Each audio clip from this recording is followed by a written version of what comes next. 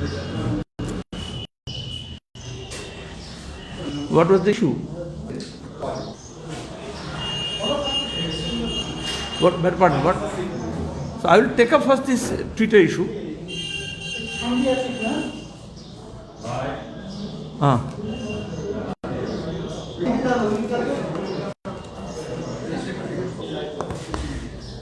Side থেকে নাও কেন তোমরা? এটাকে একটু এডিট করে রাখো, যতটা করো অ্যাড করে যাবে নাহলে। হ্যাঁ,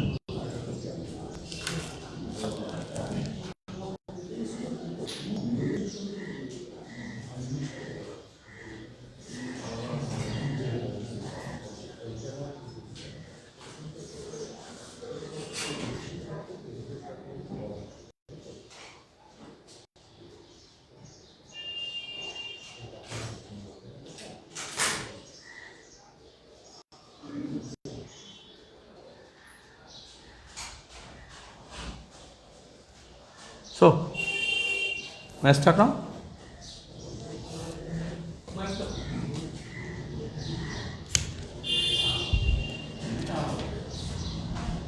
Today is a budget day.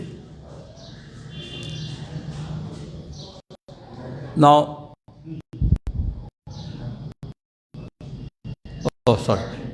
Budget দিনে গোটা দেশ অপেক্ষা করে আমাদের দেশে অর্থনৈতিক যে অবস্থা, যে সমস্যা, যে সংকট, বিশেষত কোভিড ইম্প্যাক্টেড ইকোনমি, যেখানে সব দিক থেকে আমরা গোতা খেয়েছি একটা দুটো ক্ষেত্র বাদ দিয়ে, সেটা কীভাবে রিভাইভ করা যাবে। সরকারের কাছ থেকে এই দশা পাল্টানোর জন্য লোকে দিশার অপেক্ষা করছিল, কিন্তু আজকে স্পষ্ট হয়েছে যে বিজেপির কেন্দ্রীয় সরকার, মোদী সরকার, they are not ready for course correction. যে সর্বনাশা নীতি নিয়ে তারা চলেছেন গত 7 বছর ধরে, এবং তাতে যে সর্বনাশ হয়েছে ইতিমধ্যে দেশের অর্থনীতির, নোটবন্দি, জিএসটি, এই বিভাজন, সংসদ এবং মানুষের কথা না শোনা, এখন তো মনে হচ্ছে বাজেট না, এটা সরকারের ওএলএক্সে বিজ্ঞাপন। রেল বেচবেন, ইন্স্যুরেন্স বেচবেন, ডিফেন্সের কলকারখানা বেচবেন, দুটো রাষ্ট্রায়ত্ত ব্যাংক বেচবেন। It seems everything is on sell. In fact this was my last tweet বাজেটের পরে, এবং তারপরেই দেখলাম আমার টুইটার অ্যাকাউন্ট উইথহেল্ড করে দেওয়া হয়েছে। আমাদের দেশে কি ঘটছে, কিভাবে টুটি চেপে ধরা হচ্ছে যাতে সত্য তথ্য না বেরোয় এবং সরকার শুধু তার কথা বার করেন। এই প্রথম একযোগে 250টা টুইটার হ্যান্ডেল আজ দুপুরে হঠাৎ করে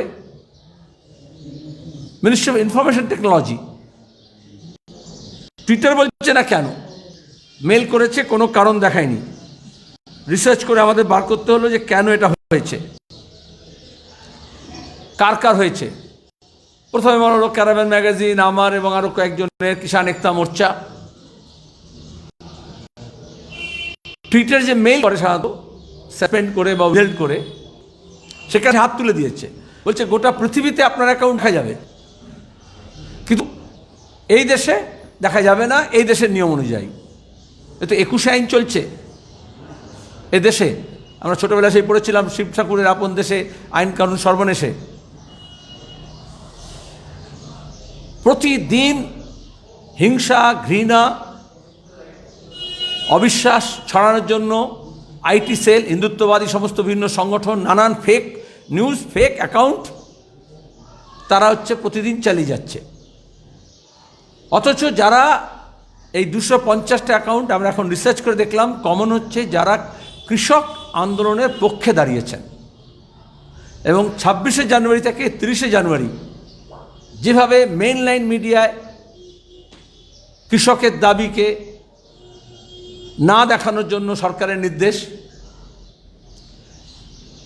যেভাবে পরিকল্পনা করে সিএ, এনপিআর, এনআরসির সময় অমিত শাহর নেতৃত্বে Delhi police, IT cell, RSS, Sangh Parivar, উত্তরপ্রদেশের পুলিশ যোগীর পরিকল্পনা করে দিল্লিতে হাঙ্গামা সংগঠিত করেছে, হিংসা সংগঠিত করেছে, মানুষ খুন হয়েছে, দোকান লুট হয়েছে।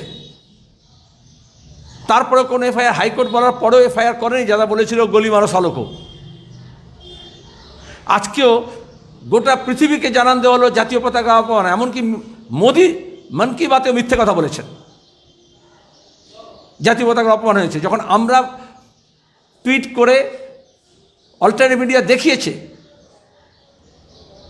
আর ওই দিল্লির যারা ব্যারিকেড করছে, ঘিরে রেখেছে, তাকে ভেদ করে পথ দেখিয়ে পাইলট করে নিয়ে এসছে দিল্লি পুলিশ ওই দীপ সিন্ধুকে। লালকেল্লায় ঢুকেছে, লালকেল্লায় এমনিতে পাহারা দেওয়া থাকে, যে কেউ ঢুকতে পারেন, আপনারা কেউ ঢুকতে পারেন না। আর সেটা লাইভ হয়েছে, সেটা দেখানো হয়েছে। কিন্তু সরকার এখনও ডিনায়াল মোডে আছে, যেহেতু ওরা চাইছে কৃষক আন্দোলনকে বদনাম করে দিয়ে। কৃষকরা 10 লক্ষ কৃষক 2 লক্ষ ট্র্যাক্টর নিয়ে প্যারেড করেছে, সেই কথাটা আমরা তুলে ধরেছি। এবং এই মিথ্যাচারের বিরুদ্ধে আজকে যে কৃষকরা আন্দোলন সংগ্রামে ছিলেন না তারাও এসছেন, সেখানে জাট, সেখানে শিখ, সেখানে হিন্দু, সেখানে মুসলমান, তারা তার মধ্যে কোনো বিভেদ নেই। এই কেরানা, এই মুজফ্ফরনগর, এই সামলে এই পশ্চিম উত্তরপ্রদেশ দেখিয়ে 2013-তে দাঙ্গা হাঙ্গামা করে আরএসএস, বিজেপি ঘর ওয়াপসির নাম করে, লাভ জিহাদের নাম করে মানুষকে ভাগ করেছিল। আজকে সেই কৃষকরা একযোগে একসঙ্গে দাঁড়িয়েছেন। আমরা এই ঐক্যকে সেলিব্রেট করি। আর ওরা খালিস্তানি পাঞ্জাবি, হরিয়ানি পাঞ্জাবি এইসব নাম করে, হিন্দু শিখ নাম করে যে ভাগ করার চেষ্টা করছে, সেটা কারণ তো ব্যর্থ হয়েছে। এটা প্রতিবাদ করছি। এবং এটা টুইটার, ফেসবুক, এই ধরনের মাল্টিন্যাশনাল কোম্পানি যারা কমিউনিকেশন ইন্ডাস্ট্রিজে আছে, তারা আসলে আরএসএসের যে কর্মসূচি এবং ভারত সরকারের যে যা কিছু ঘটনা ঘটাচ্ছে তার পক্ষে তারা দাঁড়াচ্ছে, কারণ তাদের ব্যবসায়িক স্বার্থে। আর কোন আইনে করেছে সেটাও বলছে না, কোন এজেন্সির নির্দেশে করেছে সেটা করছে না। আমাকে যে মেল করেছে আমি পড়ে শুনিয়ে দিতে পারি যে some authorise agencies, but we are not suppose to say which agencies. এখন আমার রিসার্চ করে বার করলাম যে এটা 250টা অ্যাকাউন্ট। কাদের অ্যাকাউন্ট, কেন অ্যাকাউন্ট, কিছু নেই। শুধু বলছে আপনি যদি চান আপনি লিগ্যাল রিকোর্স দিতে পারেন কোর্টে গিয়ে। আবার অন্যদিকে যদি আপনি দেশ পাল্টে দেন সেটিংসে গিয়ে, আমি যদি ইন্ডিয়া পাল্টে অন্য কোনো দেশ করি তাহলে কিন্তু সে অ্যাকাউন্টটা চলবে। তাহলে আইটি সেল দেশ বিদেশ থেকে ফেক অ্যাকাউন্ট করে তারা প্রতিদিন মিথ্যাচার করছে। অথচ দেশবাসী দেশের মধ্যে এটাই তো চাইছে। সিএনআরসি এই জন্যই করেছিল। আমি যদি এখন বাংলাদেশ করে নিই আমার ভার্চুয়ালে, তাহলে অ্যাকাউন্ট ঠিক থাকবে, সবাই দেখতে পাবে। তোরা তো সিএনআরসি করে তো আমাকে ফিজিক্যালিও বাংলাদেশি করতে চাইছে।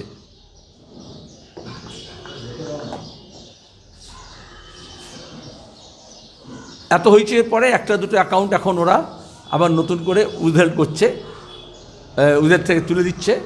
কিন্তু আমরা বলেছি নাথিং ডুইং, নিঃশর্তভাবে, কারণ এটা গ্যাগ অর্ডার।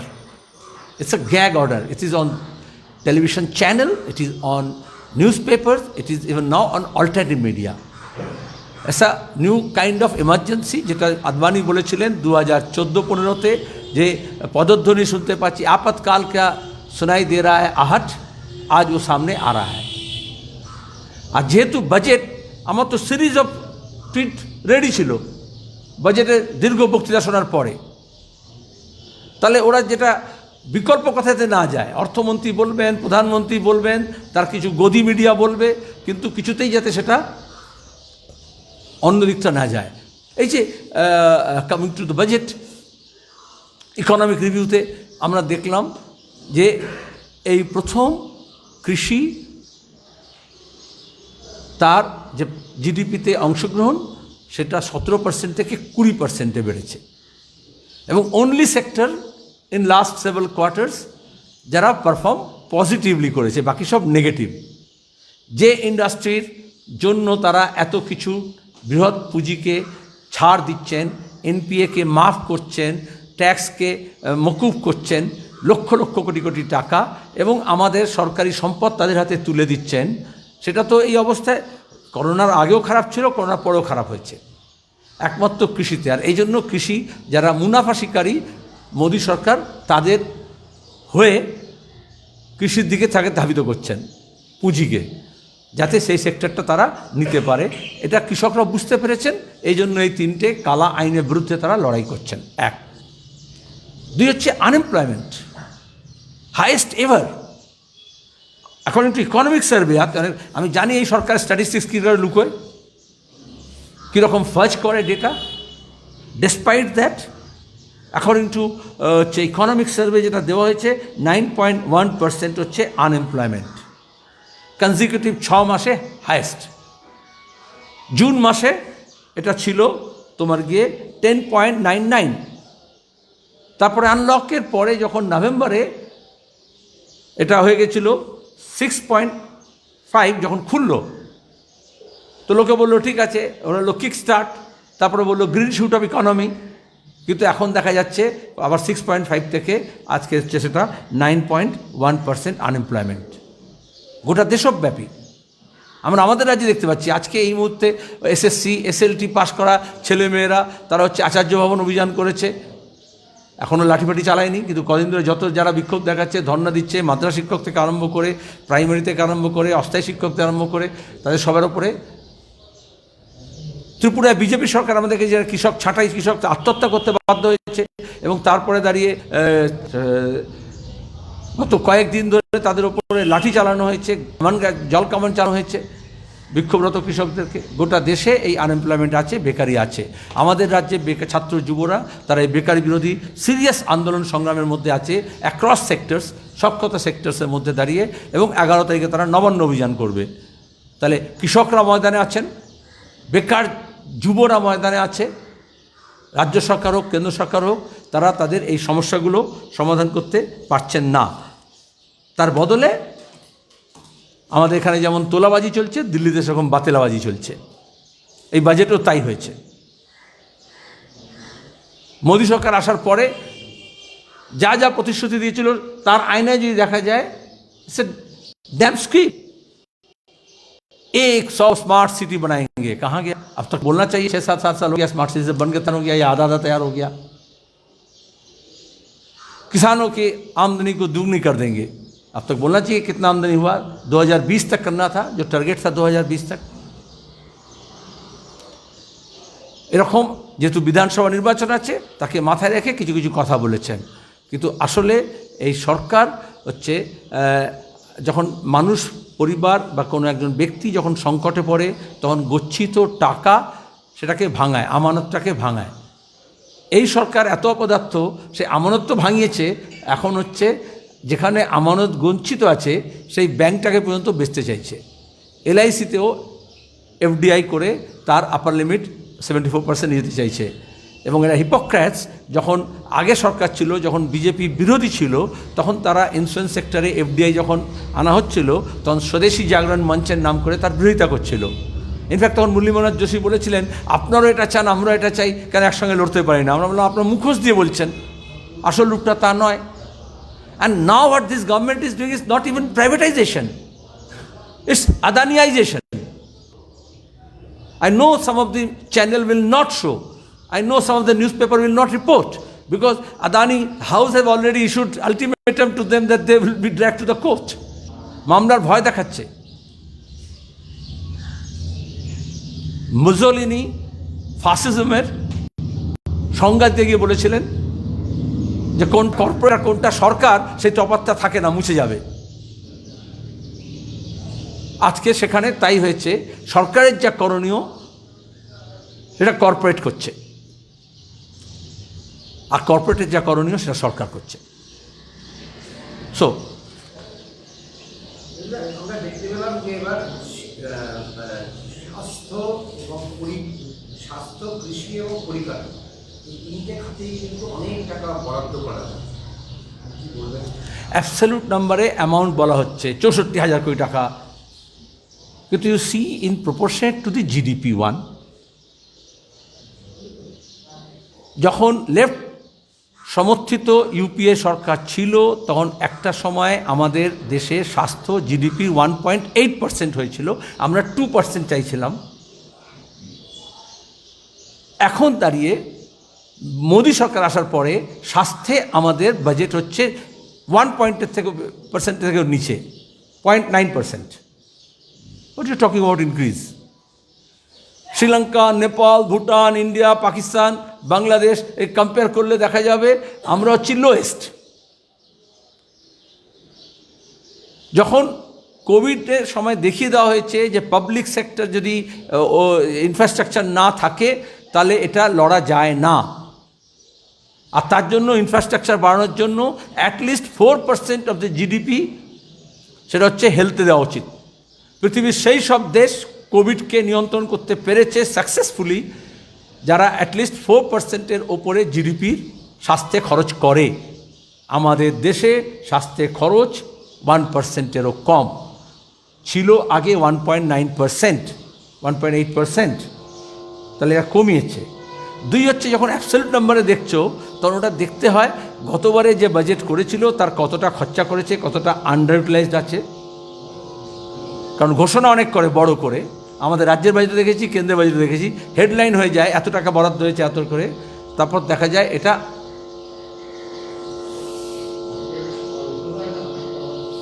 কারোর একটা হচ্ছে।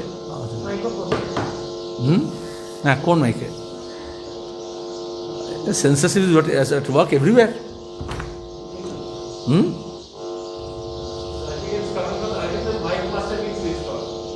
This one মোবাইল, এই মোবাইলটা হবে না, মোবাইলটা অফ আছে।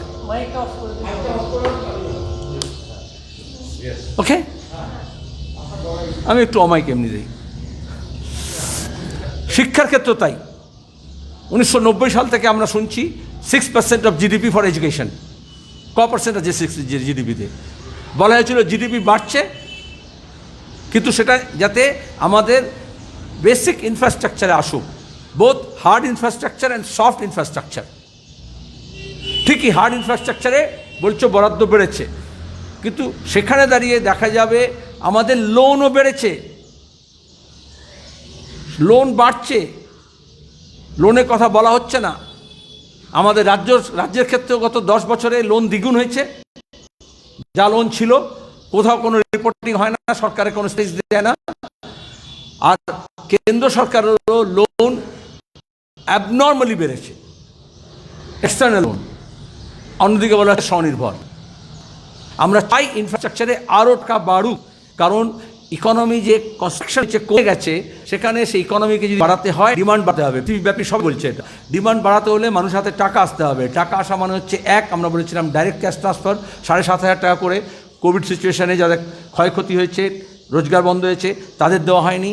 তাহলে বাজারে যাবে কি করে? যখন রিওপেনিং অফ ইকোনমি হলো, রিস্টার্ট হলো না, কারণ সেখানে ডিমান্ড নেই বলে।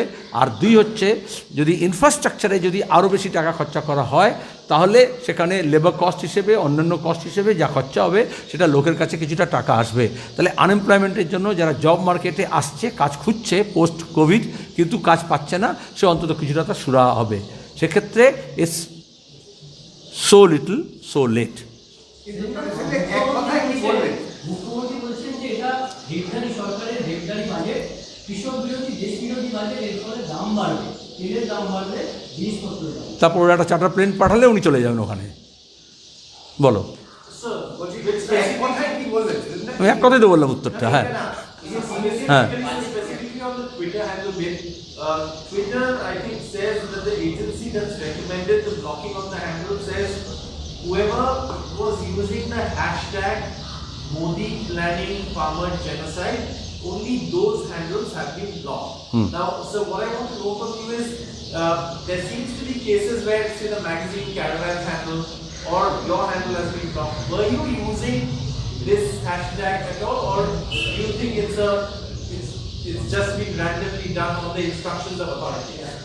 First of all, Ministry of Electronics and IT directed Twitter, as you rightly pointed out, to block around 250 tweets or Twitter accounts. Blocking tweets and blocking Twitter handles are two different things. When these companies are being asked to bow, they are crowing. One. Secondly, why? Which were using Modi planning farmer genocides hashtag. This hashtag was a very popular one. And on 30th this has been done. But the problem with Sangh Parivar and Modi government and Modi himself is, whenever this genocide word comes after 2002 Gujarat genocide, they become hyperactive.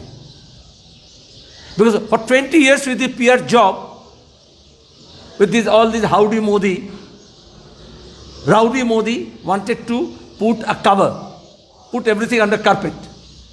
But genocide had happened in 2002 under the leadership of Modi and Amit Shah. Whole world knows this. We don't want that history to be repeated. And what is happening in Delhi and around, what has happened on 26th, what had happened in February 2020 in Delhi, this is how this Sangh Parivar planned. This is what this Home Minister, Mr. Amit Shah, is expert about. How they organize fake encounters, how they mobilize Sangh Parivar to incite their own, that Lathidhari, Chaddi. They are trained force. This I have repeatedly said in Parliament. This I have witnessed in every riots, and that's why after Delhi violence, no official commission was instituted. After every violence or riots or whatever you say, some commissions are instituted. Why no commission was instituted? Because all this has happened in presence of, in connivance with Delhi police, which is under the supervision of Mr. Amit Shah. বাংলায় কথা বলে, ঘর পোড়া গরু সিঁদুরে মেঘ দেখলে ডরায়। রাইক্সটাকে ঘটনা আমরা জানি।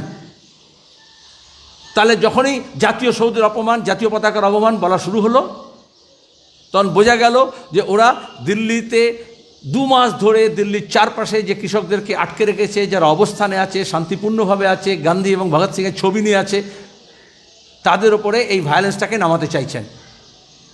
তো আমাকে তো অ্যালার্ম বেল টিপতেই হবে। Whole country was alarmed because that was the plan. But fortunately and unfortunately, through some alternative media, through some Facebook, WhatsApp, everything got recorded. How police, Delhi police, led these perpetrators of violence to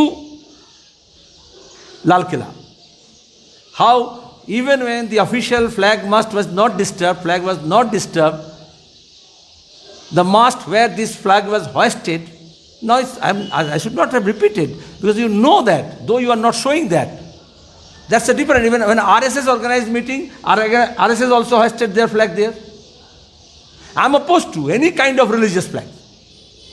In any kind of national monuments or official programs, even slogan shouting of religious slogan shoutings, inciting a particular sect or religion in official meetings is wrong.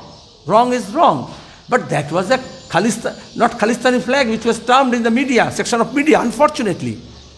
I'm so angry because in the Calcutta, whenever some Muslim processions takes place, and through some WhatsApp machinery in Bangalore, Pune or elsewhere, this IT cell wanted to post that how this Islamists are taking over. Bangladesh flag is taking over. Green flag is Bangladesh, green flag is Pakistan, green flag is Muslim religious organizations also, they do that. But this is how they depict. Which, if there is a crescent and star, immediately there is a Pakistani flag. This is how every time in Kashmir cricket stadium was blamed for that. So that's why Modi himself put the same scarf depicting same symbols, Sikh religious symbols. It's sacred for them. Every Grodda in this country is having that. Even Sikh regiment is having that. But you are saying there's a Khalistani flag. These people are opposed to Khalistan. So they wanted to divide Haryanvi and Punjabi. They wanted to divide Hindu and Muslim. They were divided Hindu and Sikhs. They failed miserably. So that genocide was planned. I'm not going back to that. But people of India, particularly population, Vox Populi around Delhi, they could read between the lines. The bluff was caught, and this Sangh Parivar's plan to burn Delhi and blame Punjabi farmers got lost, the script. That's why, even though they are repeating, but this country does not believe that these farmers are anti-nationals. Sir, second question is, in today's budget, sir, there of course has been an allocation. The BJP is saying 25,000 crores for roads in Bengal. Now, when you look at the figures comparatively, Tamil Nadu, it's firstly it's only in coal-bound states that these figures are being tackled. Secondly, when you look at it comparatively, Bengal's actually got the least. Tamil Nadu's got more than 4 times what Bengal's got, and Kerala's also got more. And this seems to be keeping in view the elections. Your reaction first on the Bengal getting the least, and secondly, is this more a election manifesto than a budget? पैसा हमारा आपका नहीं किसी का बाप का. This is from our Consolidated Fund of India. And that Consolidated Fund of India means that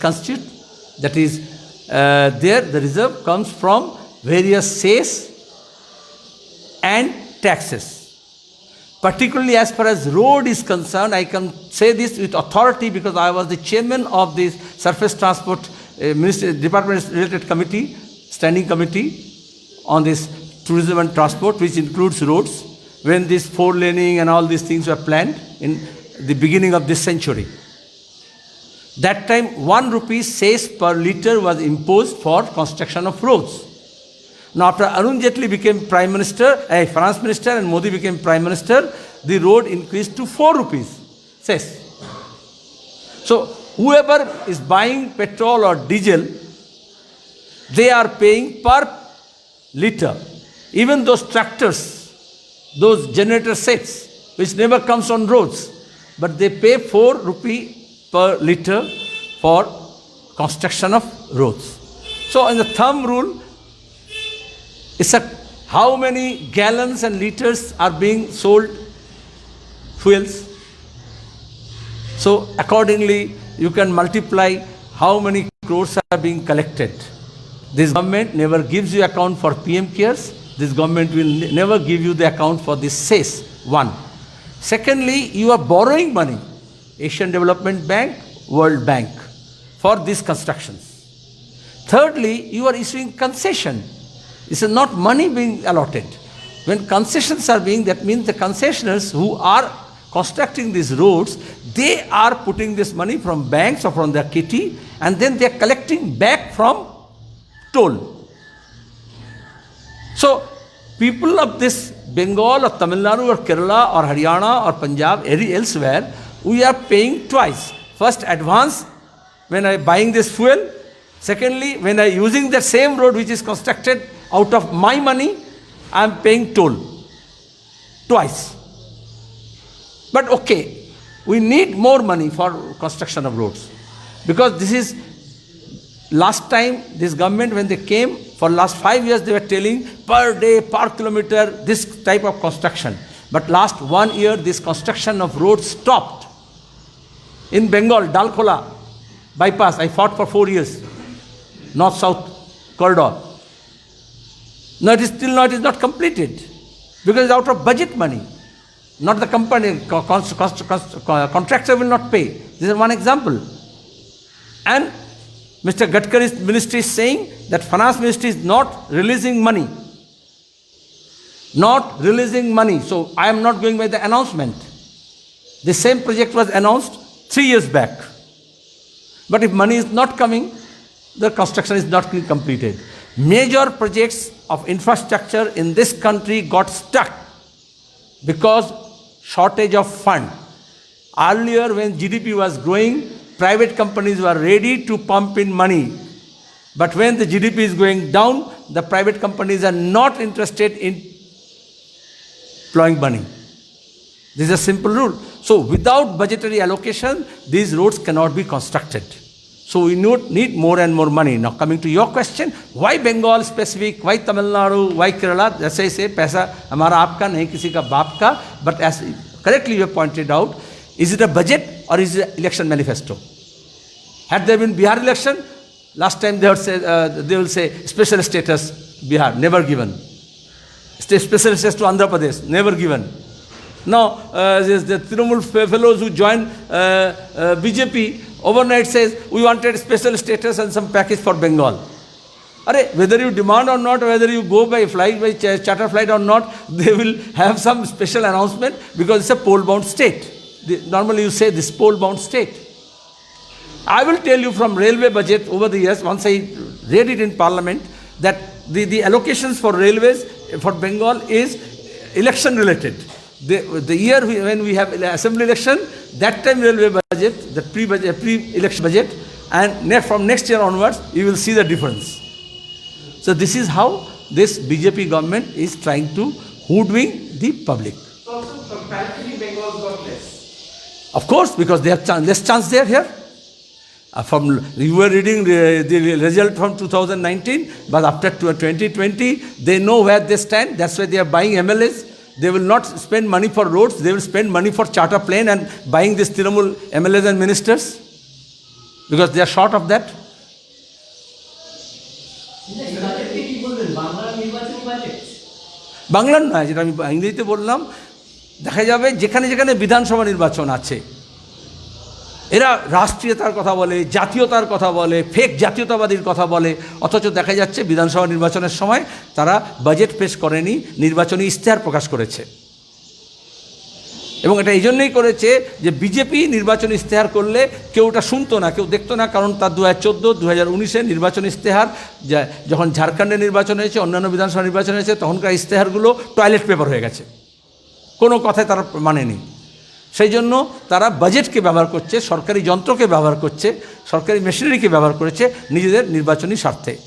কিন্তু আমরা করোনার আগেই আমাদের অর্থনীতি গোত্তা খেয়েছিল, এক বছর করোনা ইম্প্যাক্টটা আরও খারাপ হয়েছে। এখন সরকারের চেষ্টা হওয়া উচিত ছিল আমাদের কীভাবে চাহিদা বাড়ে, কীভাবে বেকার ছেলেমেয়েদের কাজ হয়, কীভাবে কৃষি আরও বেশি উন্নত হয়। তার বদলে সরকার যেটা চেষ্টা করলেন, ঘোষণা সর্বস্ব করলেন। আমি এক কথায় বললাম, আমাদের রাজ্যে তোলাবাজির সরকার চলছে আর দিল্লিতে বাতেলাবাজির সরকার চলছে। এটা বাতেলা ছাড়া আর কিছু নয়। আমরা অনেক কম পেলাম অন্যান্য রাজ্যের তুলনায়, পশ্চিমবঙ্গের বরাদ্দ তো অনেকটাই কম। স্বাভাবিক, কারণ বিজেপির এখানে সম্ভাবনা নেই, তারা বুঝতে পারছে। এটাই তো বলে ওরা না, এখানে দাঁড়িয়ে ভারতীয় জনতা পার্টি এরপরে বিধানসভা নির্বাচনে বলবে বাবা মারিয়ে তো বেল বাটিয়ে, আমাকে যদি ভোট দাও তাহলে আমি তোমাকে দেবো। যেমন বিহারে বলেছিল ভোট দিলে তবে টিকা দেব, বলেনি? তাহলে এখানে এইটা আগে থেকে সাবধান হতে হবে আমাদেরকে এবং বুঝতে হবে। কারণ আমি প্রথম ইন্টারেস্টিংলি তোমার চ্যানেলে এই সমালোচনাটা এসেছিল 2014-য় যখন ব্রিগেডে মোদিজি বক্তৃতা করেছিলেন। আমি বলেছিলাম মোদিজি একজন ভালো সেলসম্যান, কিন্তু তখন আমি মনে করেছিলাম ওই যখন দুটো লাড্ডুর গল্প করেছিলেন, তখন ওই চ্যানেলে সন্ধ্যাবেলা রাহুল সিনহা বলল অপমান করলেন, অপমান করা হলো। আর অপমান কী আছে, সেলসম্যানটা কি খারাপ কাজ নাকি? আর এখন তো দেখা যাচ্ছে সেলসম্যানও নয়, এখন তো ওএলএক্সে বিক্রি করছেন, সবই বিক্রি করছেন। যে বেচছে তার মানে তো অর্থনীতির সংকট থেকে যে ঘাটতি আছে সেটাকে পূরণ করার জন্য বাইরে থেকে ধার নিয়েও সে ঘাটতি পূরণ করতে পারছে না, তখন সে ব্যাংক বিক্রি করছে, এলআইসি বিক্রি করছে, প্রতিরক্ষার কারখানা বিক্রি করছে। সেখান থেকে সে দেবে কি? সে ঘোষণা করেছে, সেখানেও ঘোষণাটা বাংলা ক্ষেত্রে তোমার প্রশ্নের উত্তর কম, এই জন্যই যে এখানে সম্ভাবনা কম। 19-এর হিসেব করে যারা করছিলেন তারাই বাজেট দেখে বুঝতে পারবেন যে ওটা বেহিসেব হয়েছে। আসলে যেখানে সম্ভাবনা কম আছে সেখানে তারা গুরুত্ব কম দিয়েছেন।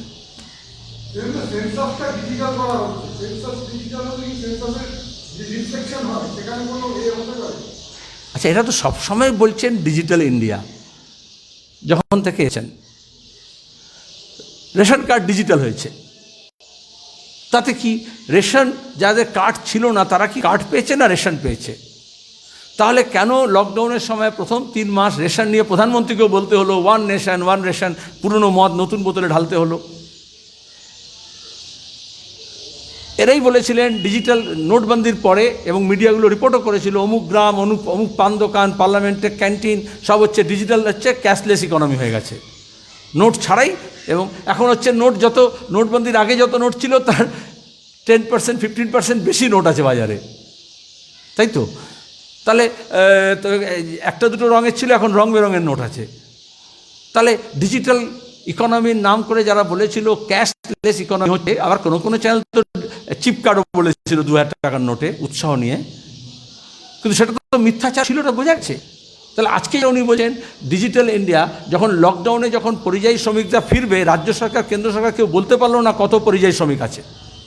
According to Indian constitution, joint যেটা ক্ষমতা যেখানে ভাগ করা আছে, স্টেট লিস্ট, সেন্ট্রাল লিস্ট এবং ইউনিয়ন লিস্ট, সেখানে কনকারেন্ট লিস্ট, সেখানে ইউনিয়ন লিস্টে লেখা আছে ইন্টারনাল মাইগ্রেশন তার দায়িত্ব, অ্যাকর্ডিং টু এন্ট্রি 84 ইউনিয়ন লিস্টে। কিন্তু central government they never took responsibility for that, did nothing for that migrant labourers. এমনকি কত পরিযায়ী শ্রমিক আছে, কোন রাজ্যের কোথায় আছে সেটা তারা জানে না। ডিজিটাল মানে হচ্ছে সেটা জানা। এবং করোনায় আজকে আমরা যে এত বেশি, আমাদের এখানে 1,07,00,000 বেশি মানুষ আক্রান্ত হলেন, কারণ পৃথিবীর সব জায়গায় ডিজিটাল টেকনোলজিকে ব্যবহার করে ট্রেসিং ট্র্যাকিং করতে পেরেছিল। আমাদের দেশে এই, আমরা গোটা বিশ্বের সফটওয়্যারের জন্য আমরা গর্বিত, আমরা দিই, কিন্তু আমাদের সেই সফটওয়্যার আমাদের এখানে ব্যবহার করতে পারেনি, যার ফলে ট্রেসিং এবং ট্র্যাকিং হয়নি, এবং টেস্ট যেহেতু হয়নি প্রপারলি, সেই জন্য এত বেশি ছড়িয়েছে। যদি টেস্ট, ট্রেসিং এবং ট্র্যাকিং 3টে টি হতে পারত, এবং তারপরে ট্রিটমেন্ট 4র্থ টি হতো, তাহলে এত ছড়াতো না। ডিজিটাল ইকোনমি মানে, ডিজিটাল মানে তাই। কিন্তু যারা তোমার গিয়ে এখনও পাঁপড় ভেজে খাওয়ার কথা বলেছে, আর গোবর দিয়ে স্নান করতে বলেছে, আর গোমূত্র পান করতে বলেছে, তারা ডিজিটাল টেকনোলজি কেন ব্যবহার করবে? তারা তো আমাদের পৃথিবীর দেশটাকে পেছনের দিকে নিয়ে যেতে চাইছে। কিন্তু সেন্সাসকে ডিজিটাল করা মানে হচ্ছে ক্রোনোলজি समझिए।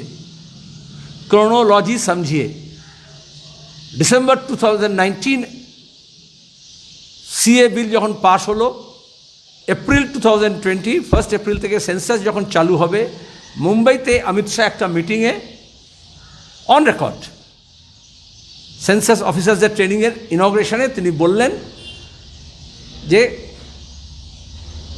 আমরা সেন্সাস ডিজিটালাইজ করব। আইপ্যাড দেখিয়ে তিনি বললেন এইখানে আমরা সমস্ত ডেটা নিয়ে নেব, তারপরে অ্যাডিশনাল কিছু ডেটা আমাদের কাছে আছে, মানে আধার টাধার এগুলো যা হচ্ছে স্বাস্থ্যসাথী সুসাথী করে সেগুলো নেওয়া হবে, এবং তারপরে আমি এনপিআর তার ওপরেই করে নেব ডিজিটালি, ওই ডেটা দিয়ে, আমাকে ফিজিক্যালি আর যেতে হবে না। সেই জন্য আমাদের দিদিমণি সরকারও বাকিরাও সবাই সেন্সাস অফিসারদের যখন ট্রেনিং দেওয়ায় ডিস্ট্রিক্ট এবং সাব ডিভিশনে গত বছরের গোড়ায়, তখন সেখানে এই ডিজিটাল সেন্সাস কীভাবে হবে তার ট্রেনিংটা হয়, এবং সেখানে এনপিআর রিলেটেড, তাতে সার্কুলারে লেখা ছিল এনপিআর রিলেটেড কী কী ডেটা কালেক্ট করতে হবে, কীভাবে করতে হবে সেটাও লেখা আছে। সুতরাং it is not census being digitalize, it is census plus NPR combined, and that's why I am not oppose to digital technology. किंतु डिजिटल का मतलब अगर दिल्ली में मोदी ताल और बंगाल में दीदी ताल हो जाता है तो गड़बड़ हो जाता है।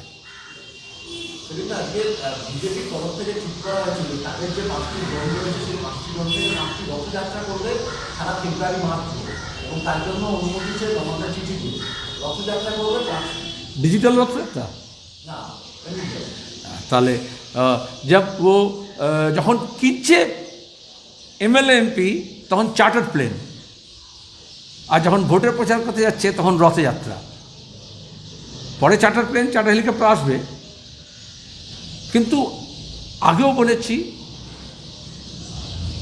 আমাদের সংস্কৃতি, আমাদের ধর্মবিশ্বাস, আমাদের ঐতিহ্য, তাকে বিজেপি আরএসএস সেই আবেগকে ব্যবহার করতে চায়।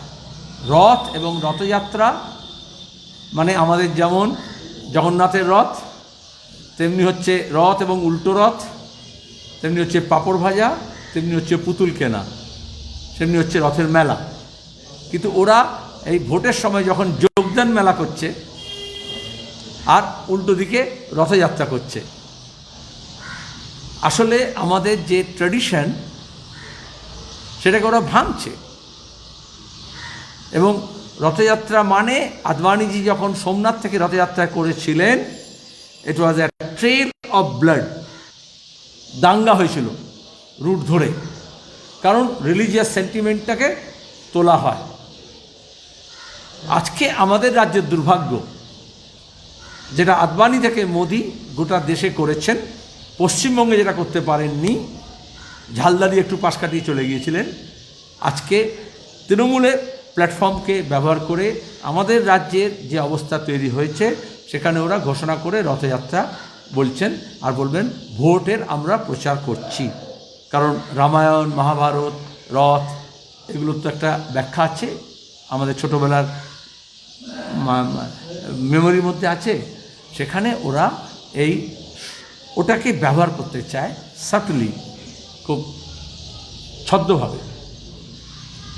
আমাদের আপিল আমাদের রাজ্যের মানুষের কাছে, যেভাবে কোটি কোটি হাজার হাজার বিলিয়ন্স ডলার্স তারা একটা করেছে, অথচ মিথ্যাচার করে এক মুঠো চাল কালেক্ট করছে না।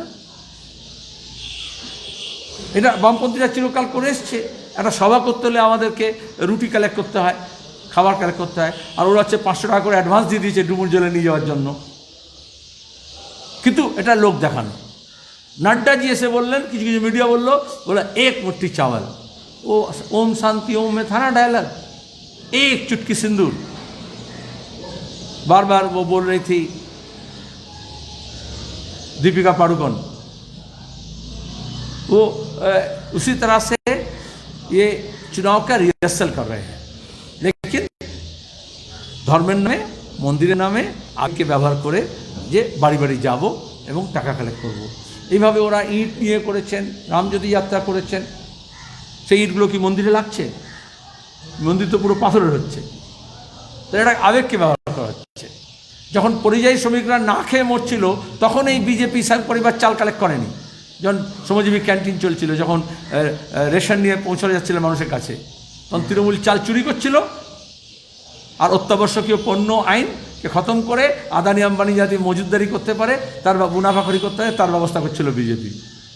ওদিকে মজুদদারির আপার লিমিট বাড়িয়ে দিয়েছে, আর এখানে এসে বলছে আমি এক মুঠো চাল নিয়ে মন্দির তৈরি করব। এই নাটক চলবে না পশ্চিমবঙ্গে। পশ্চিমবঙ্গের ধারা আলাদা, সংস্কৃতি আলাদা, এবং সেখানে দাঁড়িয়ে আমাদের একটা যে ইথস, যে কালচার, যে ট্রেডিশন, সেটা আরএসএসের এই চালগুলোকে সফল হতে দেবে না।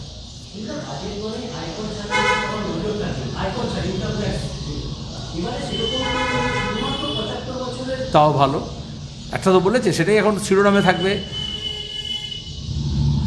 उम्र दराज लोगों के लिए बहुत किफ़ायत। 75 বছর বয়স, তার মধ্যে তোমার নিজের পেনশন এবং তোমার হচ্ছে যে যা ইন্টারেস্ট পাবে তুমি ডিপোজিট থেকে, তার জন্য তোমাকে আইটি রিটার্ন দিতে হবে না।